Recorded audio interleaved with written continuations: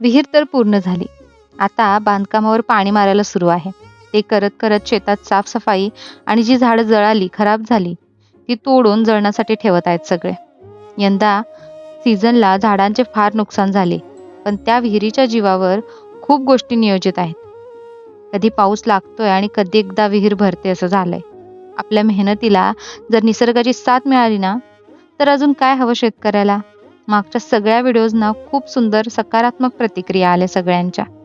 Reply देण्याचा प्रयत्न करेनच सगळ्यांना, पण सध्या आभार मानते. असंच प्रेम आणि आशीर्वाद असू द्या. कसं आहे ना, सध्या व्हर्च्युअल गोष्टींवर कुणाचाही विश्वास बसत नाही, कारण त्यात खरेपणा फार कमी असतो. आणि आम्ही तो विश्वास मिळवतोय याची पोचपावती तुमच्या कमेंट्समधनं मिळते. ही विहीर आणि तिच्यासोबत आमच्या प्रयोगशील शेतीचा प्रवास नुकताच सुरू झालाय. या प्रवासाची सोबती होण्यासाठी चॅनेल नक्की सबस्क्राईब करा आणि इन्स्टा पेज फॉलो करा. Bye bye.